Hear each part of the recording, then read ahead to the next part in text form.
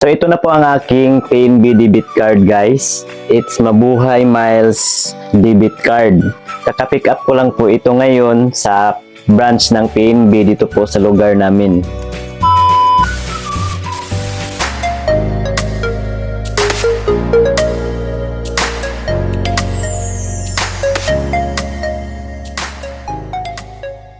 Good afternoon po sa lahat. Hello everyone. My name is Melvin and welcome back to my YouTube channel.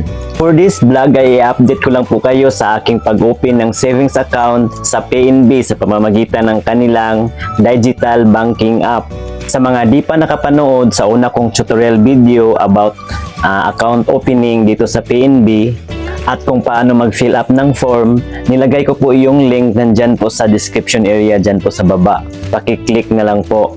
At sa mga nais pong mag-fill up ng form, may link din akong nilagay dyan sa baba para diretso na po kayo sa form na fill upan natin. Disclaimer lang po guys, hindi po ako expert sa mga online mobile banking guys ha. Nais ko lang pong ibahagi sa inyo ang aking karanasan sa aking pag-open ng savings account sa mga online banking application. So ito po yun guys. Kapag nakasubmit na po tayo ng application online, ay maghintay pa po tayo ng 2 to 3 banking days para sa update po ng ating application. Mag-send po ng email ang PNB sa atin. At kapag lalagpas na po ng 3 banking days na wala pang email ang PNB sa atin, ay mag-submit po tayo ulit ng application form. At kapag nakasubmit na tayo ulit, ay maghintay na naman po tayo ng 2 to 3 banking days para sa update ng ating application. Or tatawagan po tayo ng kanilang staff para sa schedule ng video call. Yung sa akin kasi guys, tinawagan po ako sa aking cellphone. Tapos nagtanong po sa akin yung staff nila kung available daw ako for video call. At nagkataon po sa oras na yun ay available ako. Kaya pagkatapos ng aming pag-uusap, maya-maya may email na akong na-receive or binigyan na po ako ng schedule for video call through MS Team or Microsoft Team. Mobile application din po itong MS Team guys. Parang Zoom din po ito.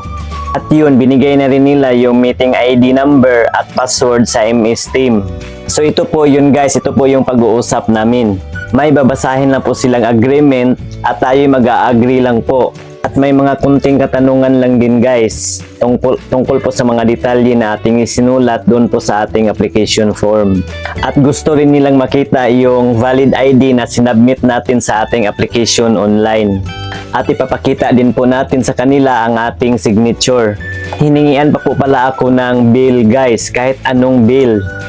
Electric bill, water bill, or mga internet bill. Kapag na-approve na po tayo guys, ay maghihintay naman po tayo ng 1 to 2 banking days para i-email na nila ang ating bank account number. Kapag na-receive na po natin ang ating bank account number guys, maghintay na naman po tayo ng 2 to 3 weeks para sa ating ATM card. Mag-text po ang PNB sa atin guys kung ready to pick up na po ba ang ating debit card.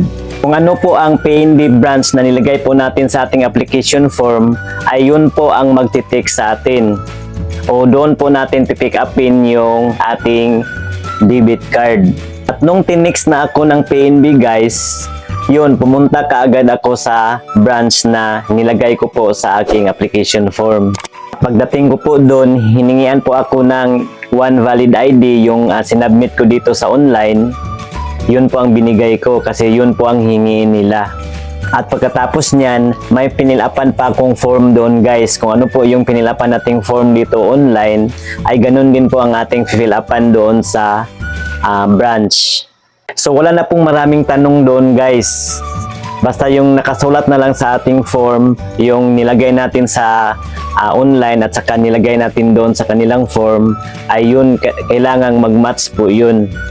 Pagkatapos niyan guys, kapag okay na po ang lahat, saka na nila ibigay yung ating ATM card. So ito na po yun guys. Ito na po yung ATM ng PNB. So it's Mabuhay Miles debit card guys. Tapos may logo pa dito ng PAL, Philippine Airlines. Ayan po. May microchip din po siya. Ito po yung card number. At ma-expire po siya guys 2026. So 3 years po ang kaniyang expiration. Mastercard po siya guys ha. Dito nakalagay yung aking pangalan.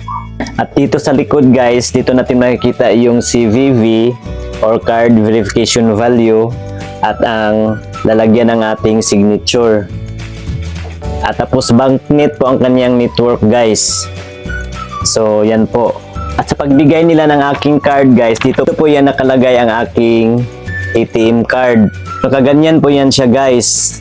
Nakaganyan po siya, nakadikit siya dito. Tapos dito sa likod, dito natin makikita yung ating default PIN ng ating ATM. So magbigay po sila ng instruction. Ito po yung binigay nilang instruction guys na pwede nating palitan itong PIN na ating sariling password doon po sa ATM machine. So ulitin ko guys free po itong card pagkuha ko guys wala po itong bayad. At no maintaining balance, wala po siyang minimum maintaining balance guys. As long as may laman lang po siyang kahit piso para hindi po siya i-close ng PNB. Ito po ang advantage guys kapag mag-apply po tayo ng savings account online. Kasi kapag mag-apply po tayo doon mismo sa branch, may 2,000 pesos po na minimum maintaining balance. Tapusin nyo lang po ang video ito guys dahil ituturo ko rin po sa inyo kung paano mag-sign up sa kanilang digital banking app. So ayan po guys, ay open na natin ang ating PNB digital app. Sa mga wala pang app nito, hanapin nyo lang sa Play Store PNB Digital.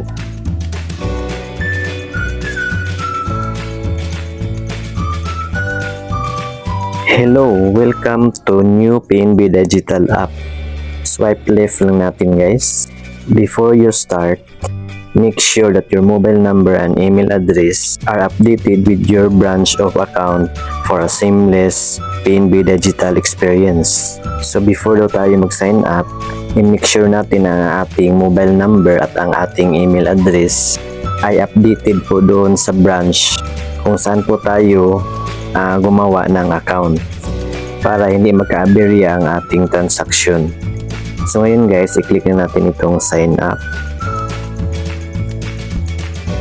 And then click na natin itong agree sa kanilang terms and conditions. Choose a sign up option. So may tatlo po tayong pagpipilian guys. Debit or cash card number, savings or current account number, at itong pangatlo, credit card.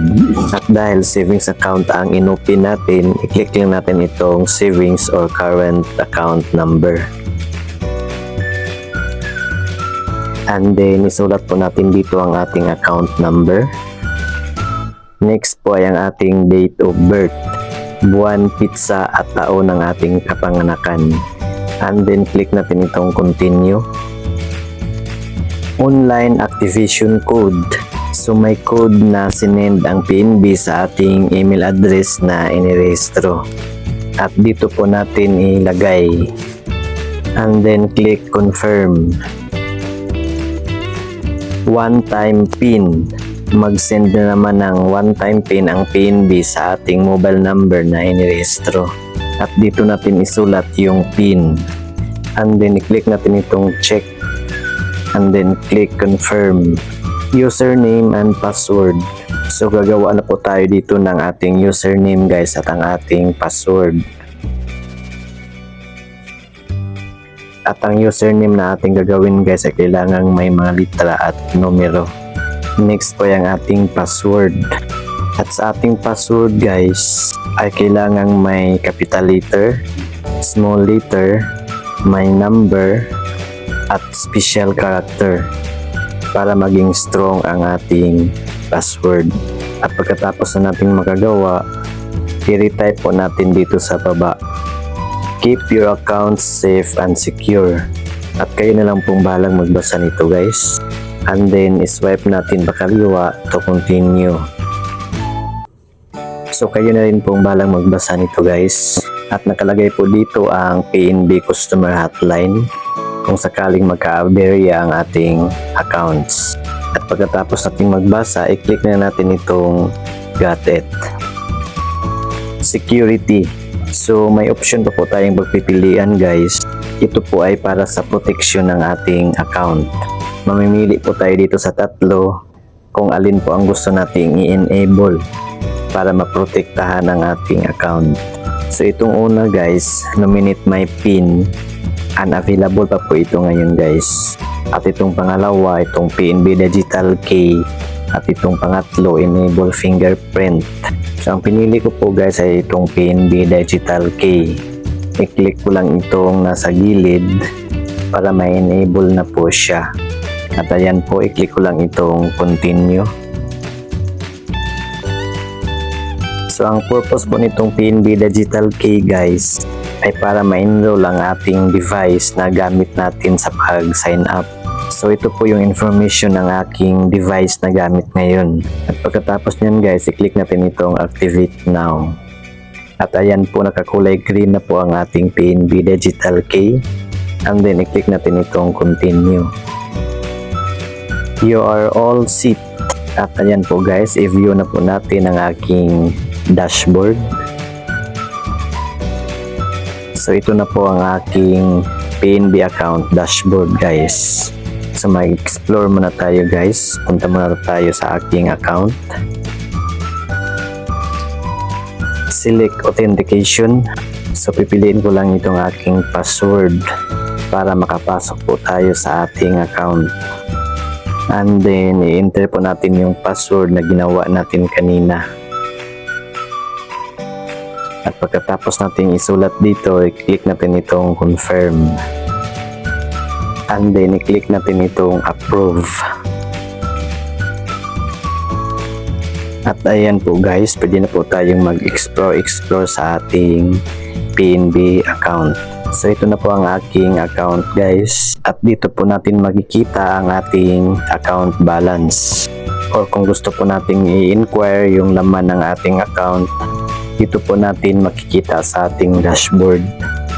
At dito naman sa transfer, kung gusto nating mag-transfer ng pera, mag-send ng pera sa mga e-wallets at sa ibang bangko. At pwede rin magbayad po tayo ng bills and many more. So ganun lang po guys. At sana may natutunan po kayo guys. Paki-like na lang po sa video ito kung nagustuhan nyo at paki-share na rin sa iba para may idea din po sila. At para sa iba pa pong mga katanungan about po sa PNB mobile banking app, pakisulat lang po inyong mga tanong dyan po sa baba sa may comment section. So yun lang po guys. Maraming salamat sa panonood. Happy New Year. God bless us all. Goodbye.